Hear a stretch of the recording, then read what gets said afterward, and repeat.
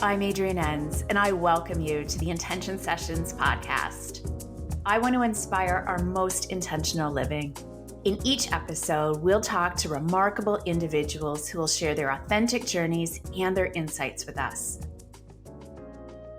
They're going to remind us that life's complexities can be our greatest teachers, and that intentional living can be expressed in an infinite number of ways. I hope you find some inspiration for your most intentional life right here.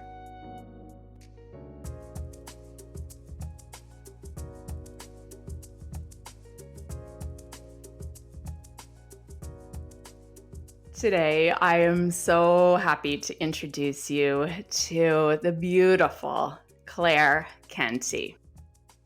Clare is a Reiki Master teacher. So there could be a comma in there and no comma, right? Reiki Master, teacher, coach, and facilitator. She's been working with folks for over 15 years. Clare offers tangible ways to heal, grow, and evolve through Reiki, and supports both clients and students in cultivating a relationship with energy, reconnecting to their magic, and remembering their purpose. Clare is passionate about creating experiences and facilitating events that challenge the status quo and inspire change and growth through healing, with the intention to not only heal ourselves, but heal the collective and the planet. Clare, I'm going to add my own personal touch to this intro with two things. Our paths have crossed many times over the years. We have a lot of different people in common, and I just kept hearing your name. So it's beautiful, and I see you here and there, and I love it. And one moment, and I think you maybe know what I'm going to talk about, but that really just touched my heart, is I was collaborating with someone, and we were having this get together just this past January, and we were going to set our intentions for the new year. And this is normally right up my alley, but I was just in a bad mood. Over the holidays, I just didn't feel good. I was down. I was grouchy, but I knew. And so I was like, oh, I don't want to do this. But I knew all these people coming were just beautiful souls who have great energy. And I wasn't disappointed. Everybody just kind of like picked me up. But there was this amazing moment. You were in the corner of my kitchen, and you and my dog had kind of been at odds, which is not unusual for her. And then all of a sudden, you guys are in this zone, and you're giving her Reiki, and she was loving it. And then you gave her an instruction to go outside, and you had said she was carrying all of this sadness, which was like, it's so true, because she came into our lives when I was going through an extremely difficult period. So I picture you now in the corner of my kitchen, and I am more sensitive to her needs. And I was like, you know why I had this event? It wasn't for me at all. It was for her. It was just so beautiful. So I welcome you. Thank you. That was such a beautiful introduction. It just stands out to me. I'm often making coffee in that corner, and it makes me smile. What a beautiful, that was such a beautiful moment. And I don't remember anyone actually being really thrilled about the vibe that was just going on. Like, we were all I remember showing up and being like, I'm here because I love you, and I love the people facilitating, and I love the people that I came with, but I could quite as easily stay at home. And so, it was very much what you said. That was very much the vibe for the day. But oh my goodness, your dog and the kitchen, and then I was like pinned to that corner in your kitchen. She's just delightful. She's so lovely. She is. And you really, though, reminded me of that. Like, I know that, but I really needed that reminder because, well, as is happening now, there are lots of things we take for granted. And she is something I had taken for granted. So that moment, I'm trying to carry it forward. Oh, blessings.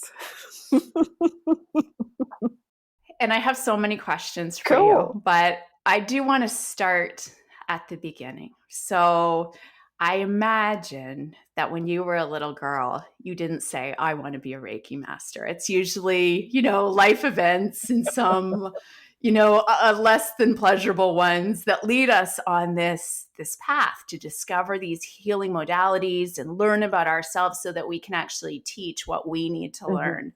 So do you mind, whatever capacity you want to share, tell us a little bit about how did you discover Reiki, energy work, healing? What brought you down that path? My goodness. Okay, so as a child, I always believed in magic. There wasn't anyone who couldn't tell me, who could tell me that magic didn't exist. And I wanted to be, I believe, a ballerina or a witch. It was those two, I believe, at some point, and then it transitioned into maybe a lawyer or something like that.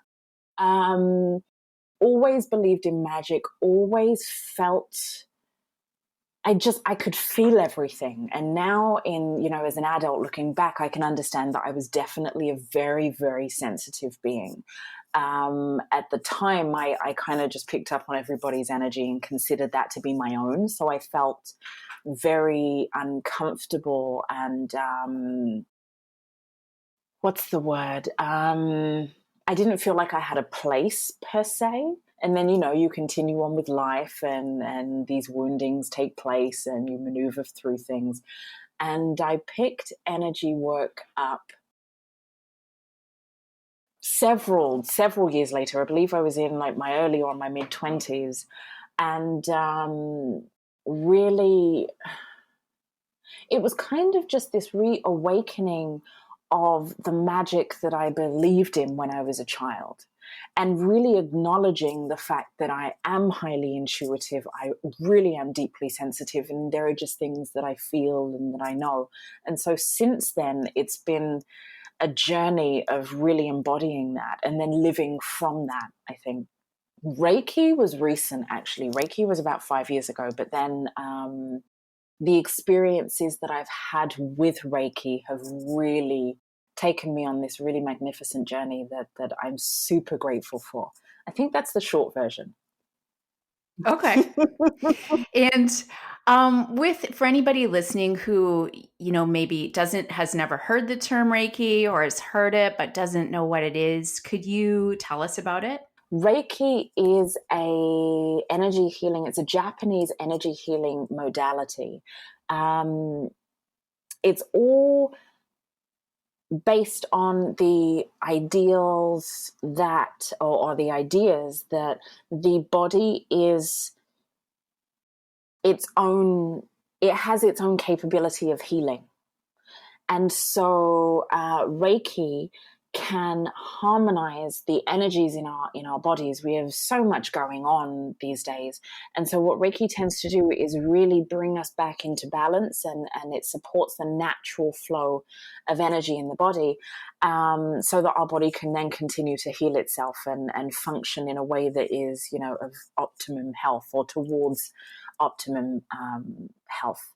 Reiki is a little bit different as well. When you look at, the really large world of energy healing, Reiki is a little bit different in that Reiki itself actually translates loosely to spiritually guided life force energy. So Rei means spiritually guided or divine or God consciousness, that kind of thing. And Ki means Reiki, the same way, it means energy. So the same way, you think of Chi or prana, Ki is very much the same. And so it's this spiritually guided life force that has its own consciousness, and it heals what needs healing for the highest good of the person who's receiving it. It's a really, really gentle and beautiful, but yet also profound energy healing modality. And it's changed my life. How has it changed it? Oh, God. I know that's not a small question. Sorry. There you go. Okay, so my Reiki journey it's kind of been interwoven with death and rebirth. So when I took level 1, I then flew home to attend a funeral, and that was really the first time that I put Reiki into practice, in that I was using it to support myself. I remember using it on the plane. I remember using it in preparation for a bath. And then I was also using Reiki as I was able to hold space for my friend whose mum had just died. And then I came back and I did level 2. And then I want to say 6 months later, my dad was diagnosed with lung cancer. And I used Reiki. Now, in level 2 Reiki, you're given symbols that invoke the ability to move through time and space. And so you can heal, or you can, channel Reiki and send it to anyone around the world, situations, or anywhere. You get to move through space and time. So I did that with my dad. And the experience that I had, I was able to see where the cancer was. I was able to see what was going on in his body. But then after that, the distance Reiki session moved into what I can only explain as this limitless space in time. We were surrounded by our ancestors. My dad was really young and healthy, and I was, I want to say, probably like 4 or 5 years old. And in that moment, I got to see the soul to soul connection that we had, that goes beyond this human, this human way of describing love, or this human experience of love. It was beyond anything that I'd ever experienced. And so that then and there changed the way that I moved through the last, the weeks that I had with him, because it actually ended up in being, I think, maybe 6 weeks. Those were the last 6 weeks of his life. And he's in London, so I actually went back to go and spend time with him. And I was able to give him Reiki. I was able to use Reiki to support myself. And then as he transitioned, I got to witness him, move from a very physical space to being out there in the cosmos. And Reiki really facilitated how I moved through that. Not only, my journey with grief, but also how I showed up in my relationship with him just before he died. And then, I went back home to do the eulogy. And it just, I've had such an intimate relationship with Reiki that Reiki has become one of the tools that I use most to navigate my way through life. So I use it every day. And that's not, looking at the schedule saying, oh, it's time for Reiki. It's just, I meditate with it. If I am having a bath, I'll use it. I use it to set intentions and to call upon energy. I call upon the Reiki energy and the Reiki Masters and the Reiki lineage. And I use it in a way that has really been integrated into my daily practice. So it's changed my life in that not only has it given me a system to use to then integrate and implement in my daily life, it's also supported me in times that I really needed it. And it's changed how I've experienced those types of experiences and situations, to the point of where now it's hard to, not consider Reiki in my daily life. It's so incredible. That story with your dad is just, I mean, how Reiki transformed that experience is just, it just sounds like such a beautiful, profound gift. And the way you describe it, it sounds peaceful. Yeah. Yeah, in the Reiki, I had to, at the time, I really found myself separating the human experience from the spiritual experience. Because in the spiritual experience, there was no grief, there was no pain. He, is fine. He's better than fine. He's free of his human limitations and his human body and his human suffering. So on one hand, I felt that. And then also simultaneously, I was experiencing the very visceral humanness of the loss of my father. And we had a very Mm-hmm. complicated relationship. So I'm sure that anyone who's listening, the death of a loved one, specifically the death of a parent, it cracks you open in a way that I'd never experienced before. And having Reiki to support me through that and to also give me another way of experiencing it and looking at it and moving through it was the greatest gift. I'd even go to the extent of saying that his death was the greatest gift. Not to say, obviously, if I could have him back in a healthy human form, that'd be great. But that really wasn't the case. And so the gift the gifts that came through from his passing, from our journey together through it, because he's with me all the time, it just, I had no idea that my life was going to change, or that this was going to, crack open such a huge part of me and really give me access to healing that I didn't even know I needed. It's so incredible. And you're reminding me the first time that I was exposed to Reiki, I was early in my recovery. And, I was doing all of the things I was supposed to do on a physical level. And I thought, there's got to be something else. And this was a whole area that was completely foreign to me. And somehow I got connected to this amazing Reiki Master, was on the table. And it was just, I still remember one of the most profound experiences that I'd had on another level. And what surprised me about it was a lot of I also identify with what you say as a child, like being very sensitive. So a lot of my numbing had to do with, just not being able to handle my energy or know what to do with it. Mm, And there was such expansive energy in that experience, and yet it did not feel out of control. yeah. So it's power to heal us when we're grieving, when we're navigating huge changes is just incredible. It's really powerful, and it's not to say that this is outside of us. It's not to say that you have to know Reiki, or that you have to be trained in any other, healing modality. I really believe that these types of experiences are not beyond us. And so to have those experiences, what you said, I'm thinking about what you said in the beginning about how, these crises, these really dark moments in time where we're questioning what else is out there, where we really, I find that the deepest parts of our journeys, or the catalysts to this healing, this lifelong healing journey, really is these moments of where we question what is. Right. And I've Mm-hmm. had many, many moments in my life where I've said, I know that there's more to this. I feel it in my bones. I may not know what that is, but I feel it in my bones.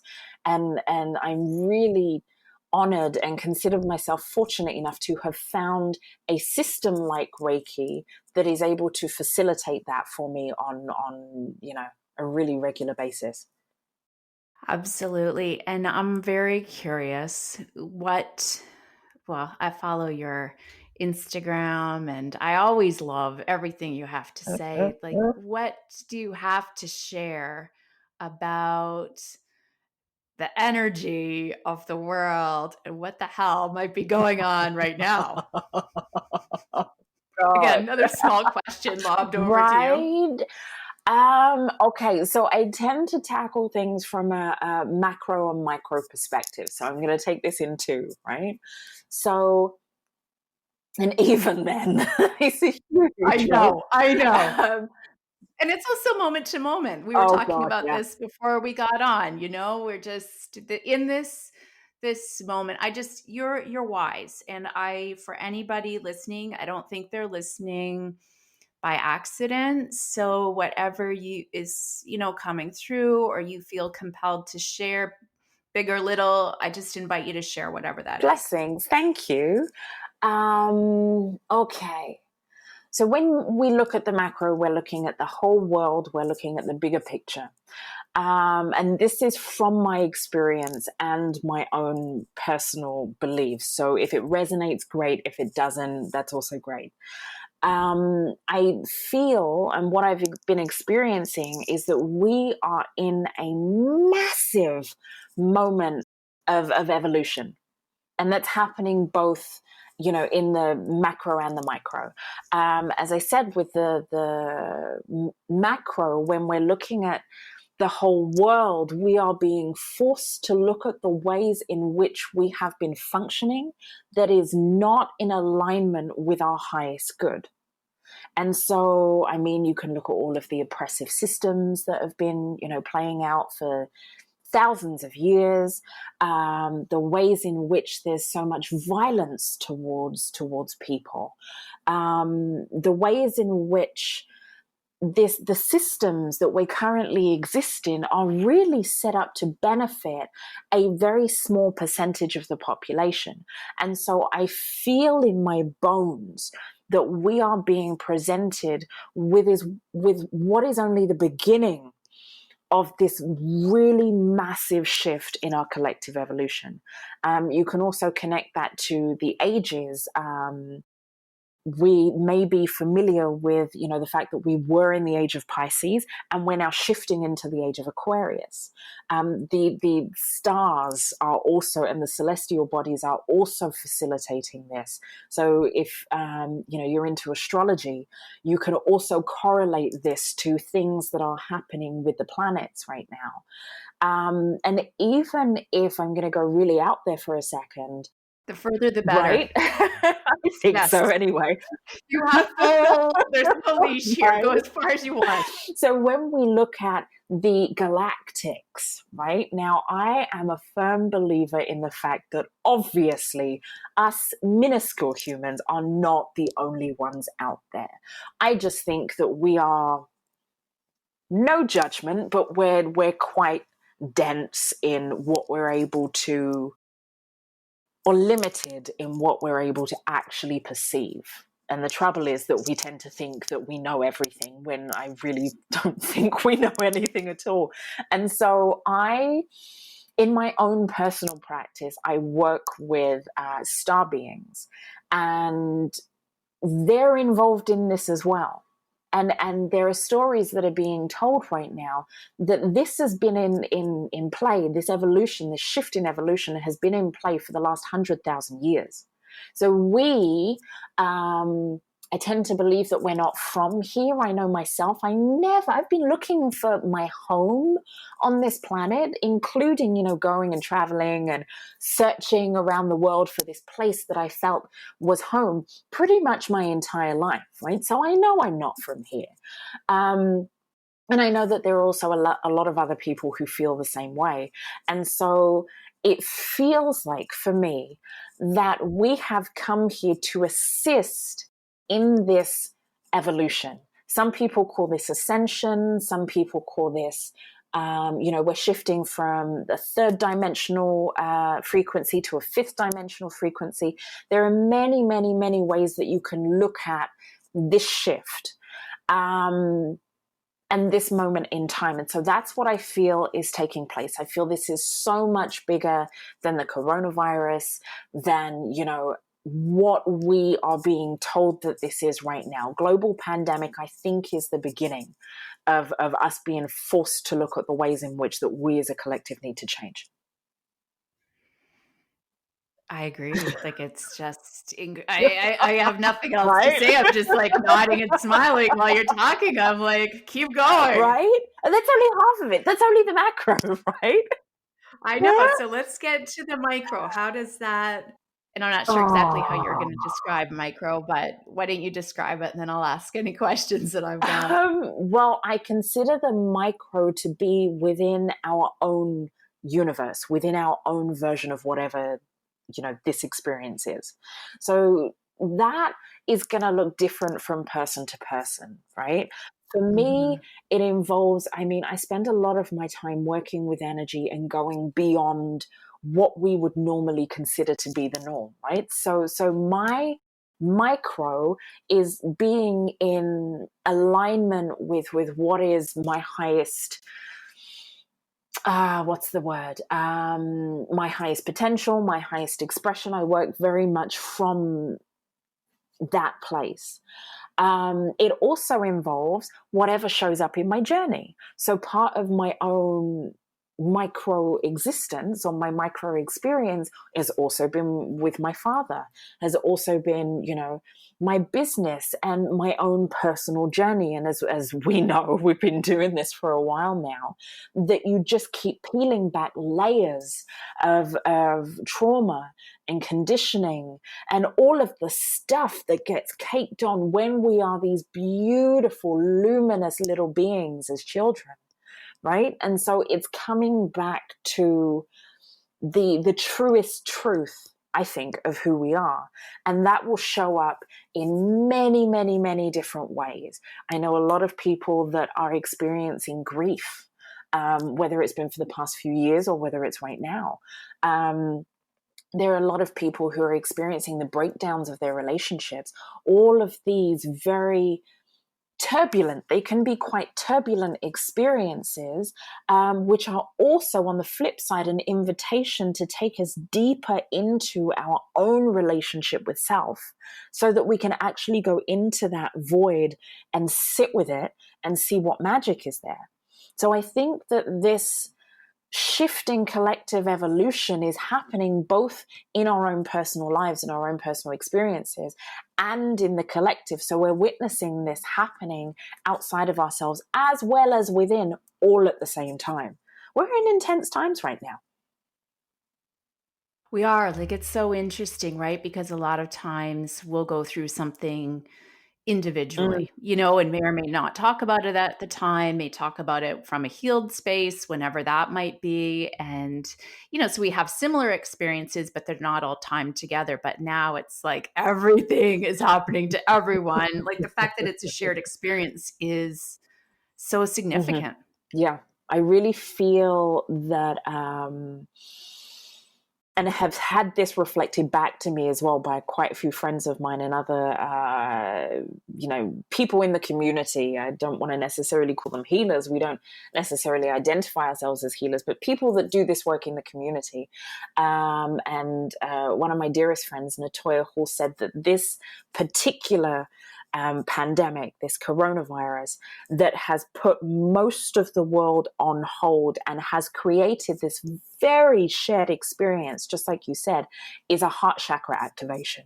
And it's really showing us that we are connected and that we are all experiencing our own aspects of what this is. And as you just said, it will show up in slightly different ways and slightly different situations, but it's all the same thing right now. We are all going through this grief and, navigating our way through the collective fear because, humans don't like change. And so we're all trying to keep things we're trying to keep it. Yeah, good luck with that right now. It's just like, if you don't like change, too right? bad. This one you can't avoid. Right? This is it. An astrologer recently said, you're talking about this being the way that things are going to be going for the next 10 to 13, maybe even more years. And really said, we need to get on board with the fact that we're in times of change. We need to become flexible. We need to, start practicing some ways of integrating the lessons as we go. And as you said, it's moment to moment. Mm-hmm. Yeah, we can feel so different from one time to the next. Oh God, yeah. From like the morning to the mid-morning to the early afternoon. Yeah, absolutely. But it's also requiring that we are very present with what's happening with us. It's asking us, I really feel like it's calling us and it's inviting us to go deeper into what these experiences actually are.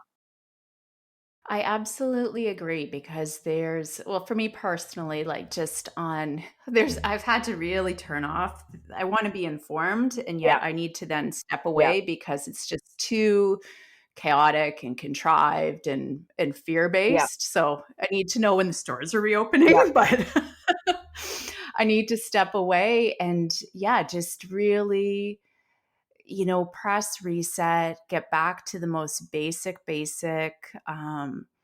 grounding practices. And yeah, like what is in this moment, Mm-hmm, and for me, I use the word intention, and for somebody else, it might be something else, but like, what is the most intentional thing in this moment that I can do for my well being? And sometimes that's a practice, sometimes that's doing a mm-hmm, puzzle, sometimes it's calling a friend. Like, it's just, yeah, really, really being present on, as you described, this micro and macro mm-hmm. level.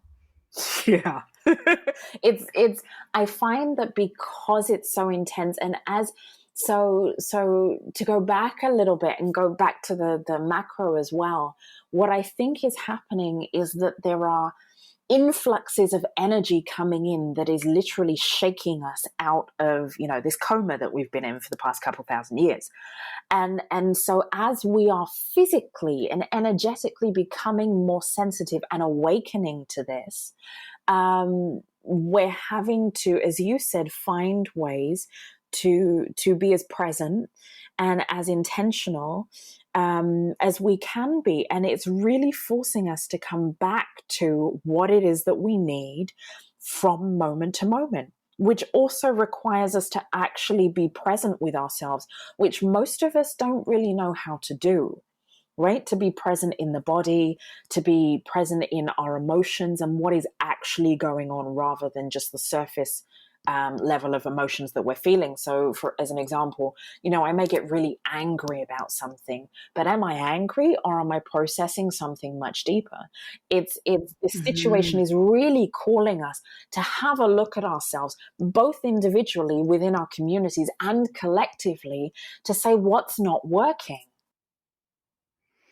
Yeah, I love when you use the word evolution because it's so easy right now if you get caught up in the news, to be afraid, Mm, and yeah, scared, and it's very yeah, doomsday and there's a virus.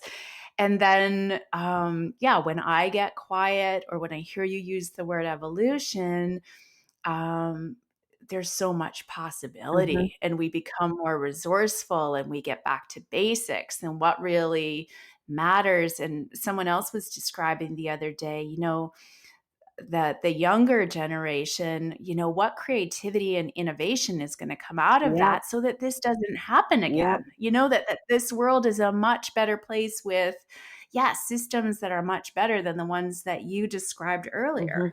Yeah, absolutely, absolutely. I'm quite excited for you know, after the 10, 15 years, right after the next decade. I'm really excited. There's something in me that feels, like that joy and that excitement that we used to feel at anything as a child, right? Watching the way that a toddler gets excited about, dandelions, or the way that a baby gets excited about wrapping paper. That's how I feel about this, because there's such a shift happening right now. And I see it all the time, like the amount of people who are switching on and who are starting to a friend of mine calls it coming online, right? Like it's like we're Mhm. shifting our frequency into something else. And just to speak to, like the news and all of that, and it has a place. But let's just look at it, in the grander scheme of things.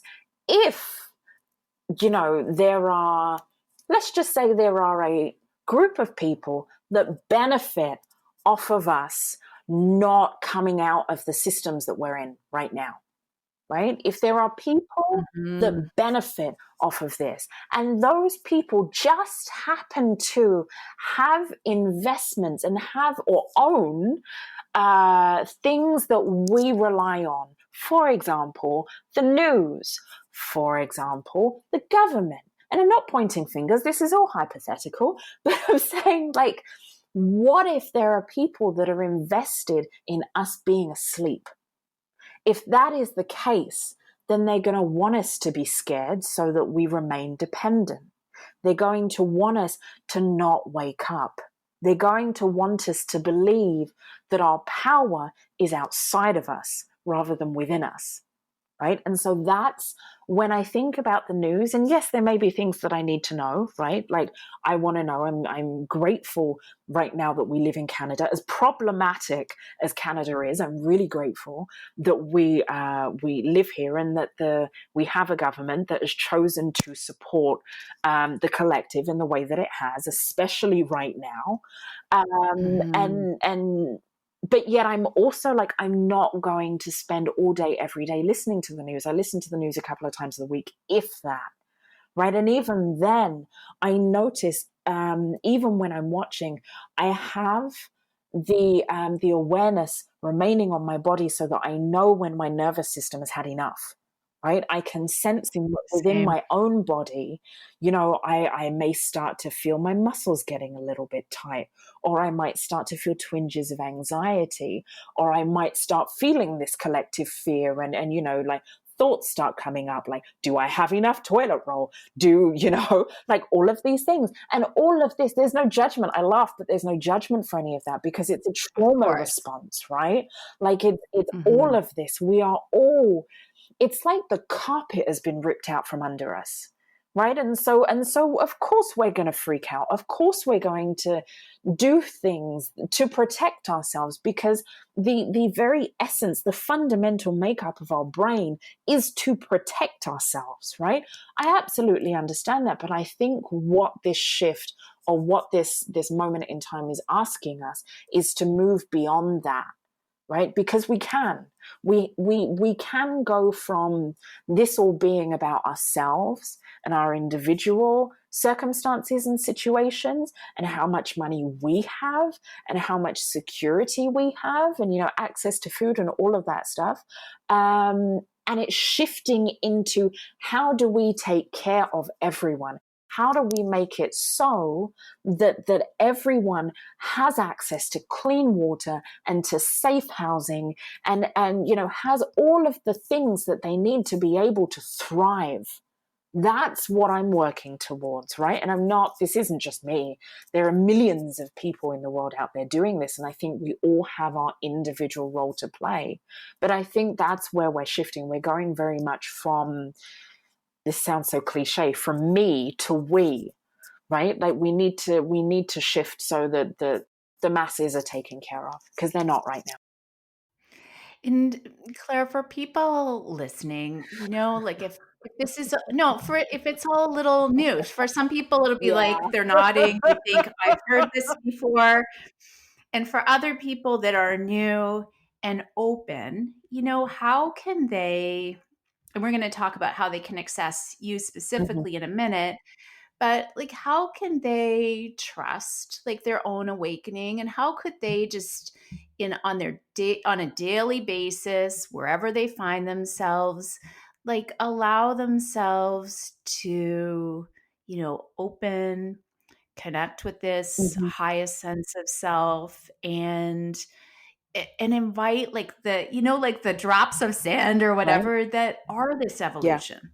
Yeah, that's such a great question, and I really love the idea that we don't actually need to do much in order to cultivate this practice. Essentially, one of the first things that I thought of when you were asking that question was breath work. Start off with breath work, right? Just developing awareness around how we breathe is a really beautiful gateway into the rest of our bodies. And once we have awareness around the rest of our bodies, I think we have a way to move forward in relationship with our bodies. So I said that's a really beautiful place to start, and also following what resonates, right? So if Reiki, just as an example, if Reiki is something that resonates with you, or you feel like there's that intuitive call, you don't know why, you don't know what, there's just that little whisper of a call, follow that, right? And then use that to guide you moving forward. I was saying that we've been conditioned to believe, we've been taught to believe that we need to go outside of ourselves to seek the answers, or we need to go outside of ourselves to to seek wisdom, or to find out what to do next, or any of that. And we don't actually need to do that. I think one of the best things that we can do for ourselves is bring the attention inwards, knowing that this is not something to do to get to a destination. This is a lifelong practice and a lifelong journey. And so the more we shift from the outside to the inside and just give ourselves the time and the space to just be.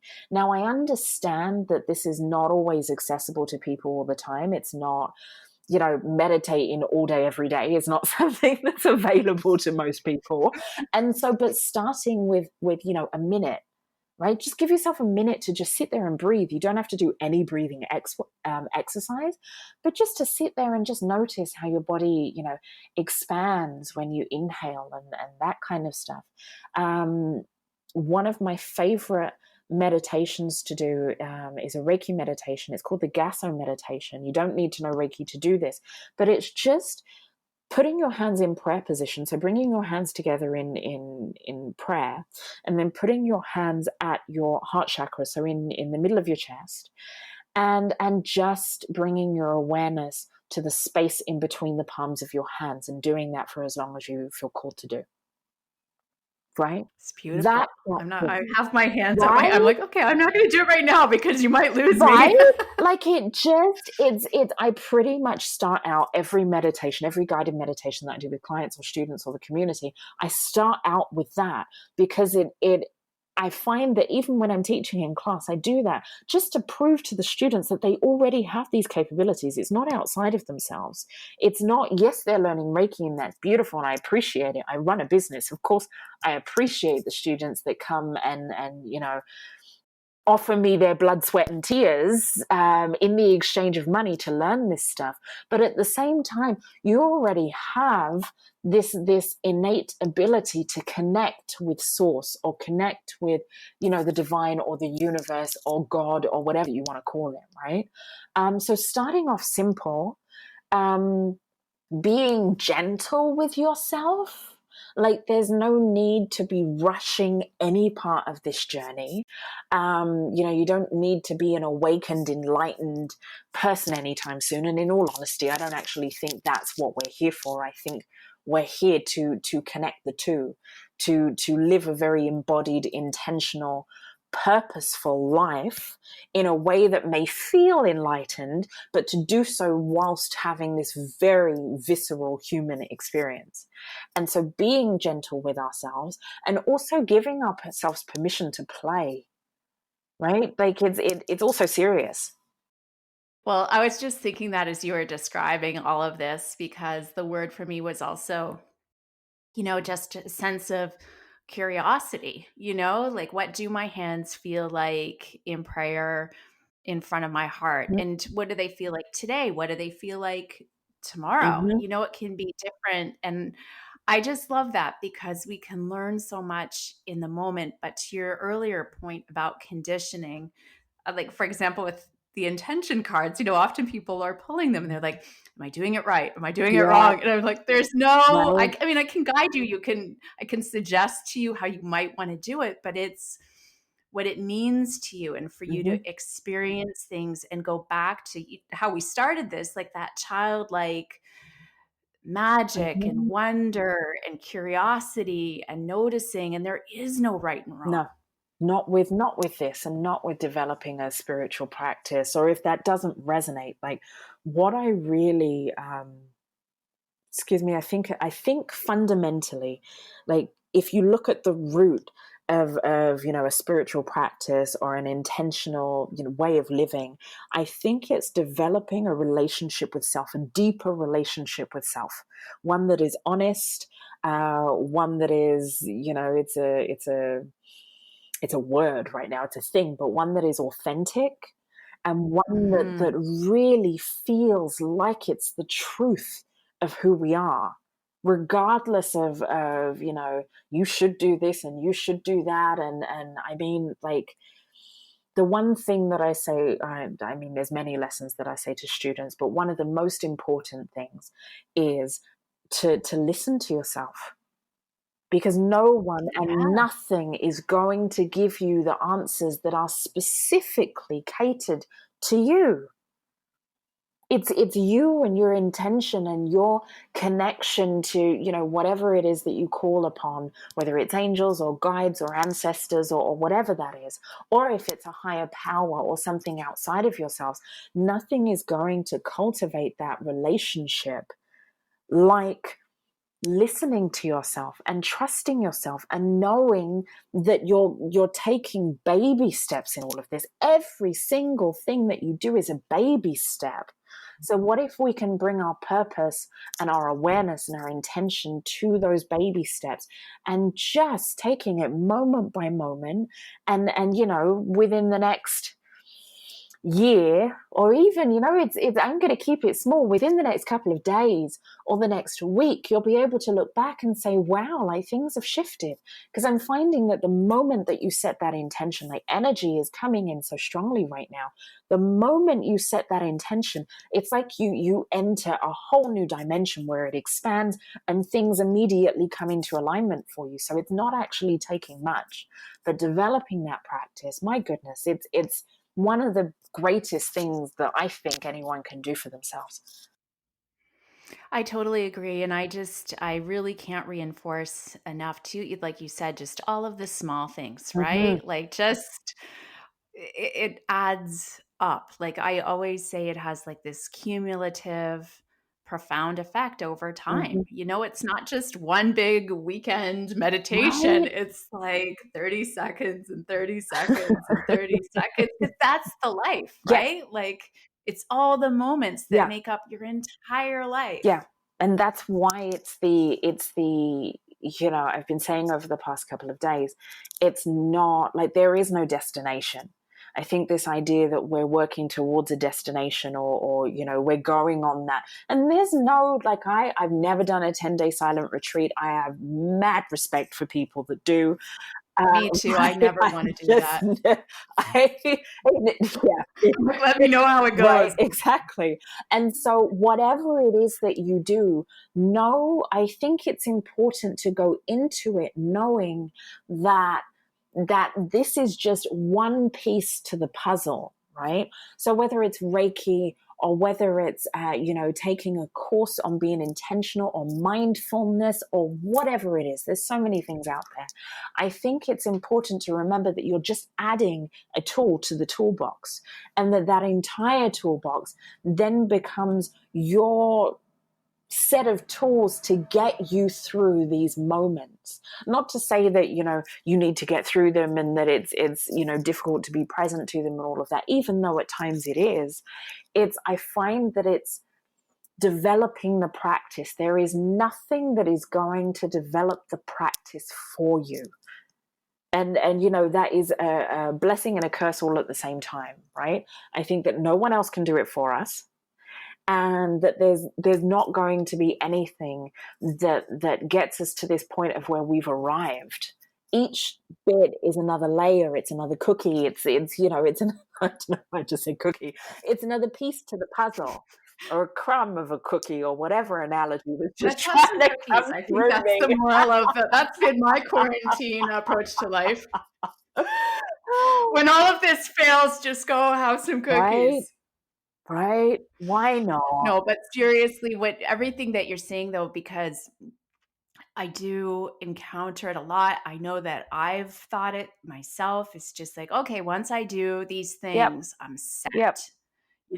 And people are like, okay, once I, set this intention practice, like, then I'm going to be good, Yep. right? And I'm like, Yeah. life happens. And like, so yeah, like, can we make this journey joyful? Can we make it meaningful? Can we make it Mm-hmm. peaceful? Whatever your word is or whatever fills you Yep. up, like it's the bad news and the good news, like you Yep. said. Yep. It's for me, it's what can you do to feel connected to this moment?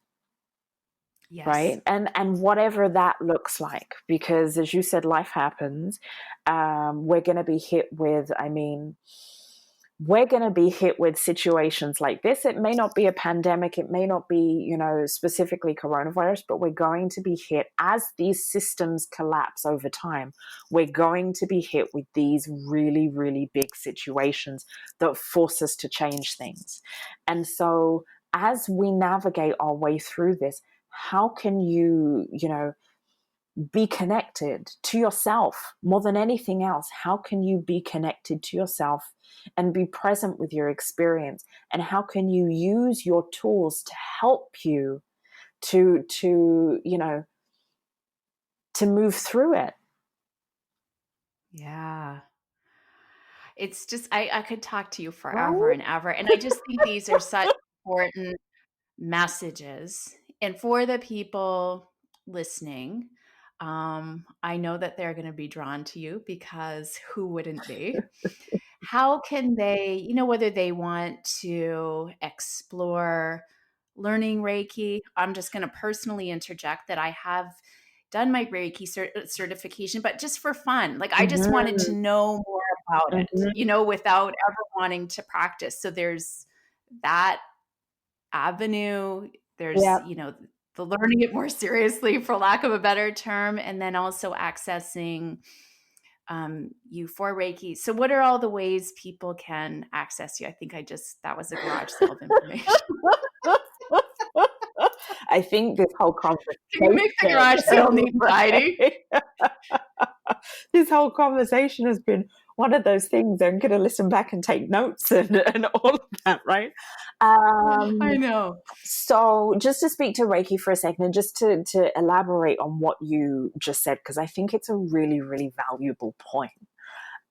You don't have to, there's nothing that says that you have to learn Reiki or any particular energy healing modality, and then, become a Reiki practitioner or integrate it into your business, or, create a business or become a Reiki master and teacher.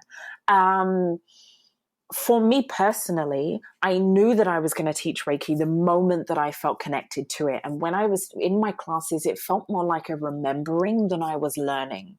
And it catapulted me along my both my healing journey and my spiritual journey. But there's nothing in writing that says that you have to do any of that, or that you have to look a certain way, that your experience needs to look a certain way. I am now teaching Reiki online. This is my first. I really sat with it over the past 6 weeks. I saw Right? that come up. I was like, I know, Yeah. because it's when you have to do what feels right for Yeah, you. very much so, right? And this is like I said earlier on today, like it's this journey is a product, or what you see of me right now is a product of everything that I've done before this moment, right? So it's not, Yes. I didn't take Reiki and then, the next day I was a Reiki master or anything like that. I actually, after receiving my Reiki Master attunement, which I did on the day that my dad died, I actually saw him transition as I was meditating, waiting for my Reiki Oh Master my attunement, God. right? Right? Why wouldn't Right, you? exactly. Like meditating under this like copper crystal grid, waiting for, my Reiki Master to come in and get me. And I saw him transition, I saw him cross over. And I actually Oh my waited God. for a year to really, not only was I grieving, not only did I want to give myself time and space to actually go into that void and really go into the grief. I also wanted to make sure that I was able to teach from my experience. Right. And I've also, Yes. another point to this is that I've also been teaching since I believe I was like 19 or 20, maybe 21 years old. I started teaching dance to competitive ballerinas. right? Like I was teaching hip hop, But you're only 22 right now, so right? it's not a I'm long 22 time. forever, right? So all of this happened in a year, right? Just, No I'm gray just hairs being silly. whatsoever. Right? So I mean, like it's this is part. I use my life as an example, right? All of the Yes, you're things that we've natural. been doing have culminated in this moment of where we are right now. And so I say all of that to say that I have been sitting with teaching Reiki online. I was actually, when we were all forced into lockdown, I was in the middle of teaching a class and had to then put it online. And so we've been playing and exploring through that, which I'm super grateful for the opportunity and how flexible my students are.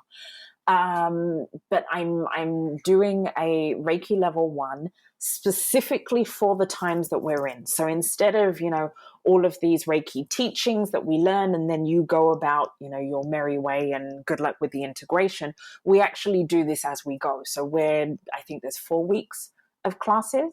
Amazing. And where we meet every week and we come together and we talk about how we can take these teachings and how we can implement them and integrate them into exactly what's happening right now.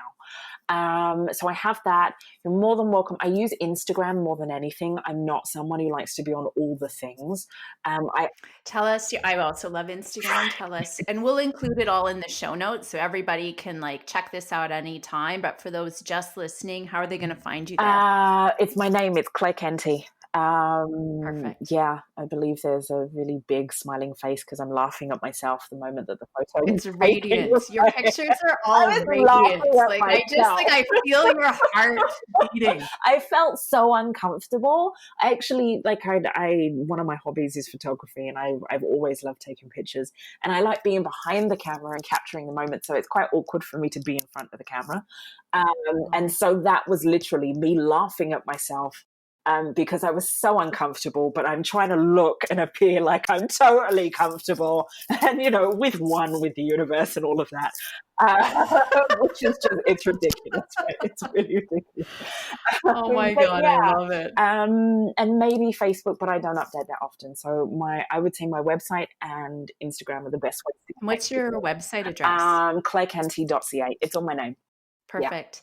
And then in addition to teaching, do you also offer Reiki healing and or coaching or anything like that for somebody who wants to be more on the receiving end? Yes, I do distant sessions. I'm only doing distant sessions right now because we're all on lockdown. But I do. I offer Reiki sessions, and it actually came about for this particular moment in time because when I want to say when shit hit the fan, like because it really did. It really hit. I had a number of people, wanting to talk things over with me, wanting to connect and just receive some guidance. So I created what I call support sessions. So they're one-off sessions, or you can, do as many as you like. And it's just a space where we come together. You and I hold space for you to be whatever it is that you're feeling in the moment. We do breath work. We do guided meditation. I will offer you Reiki while we're on the call, and then you get the recording afterwards because it's on Zoom. And so, yeah, I do support sessions. They're 60-minute sessions. It's all on my website. Amazing. Amazing. I just thank you. I just feel like this was rich and delicious and yes, intergalactic Right? and all of the I'm things. buzzing. I'm literally Me buzzing too. right now. But I thank you so much for sharing all of this, because yeah, whether people know it or they don't know it, it's just so important. And I imagine more and more people will be seeking this kind of information. Mhm. So I also thank you, yeah, for your beautiful body of work and the way you express it because you make it very accessible. I appreciate that. Thank you. It's a Mhm. big part of. I feel very strongly about it's part of, you set up values as a business, and that's part of making it accessible, making it digestible, and making yes, that's a better way of putting it. Yes. and also reminding us, it's almost like we're in a time right now where we're remembering that we are actually divine.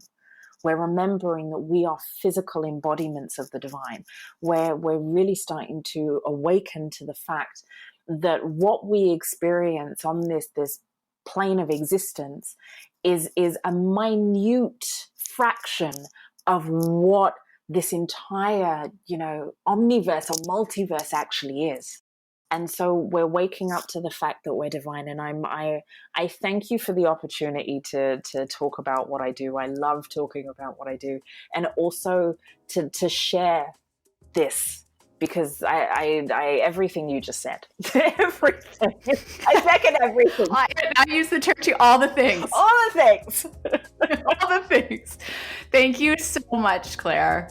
You're so welcome. Thank you so much for having me. This has been an absolute delight.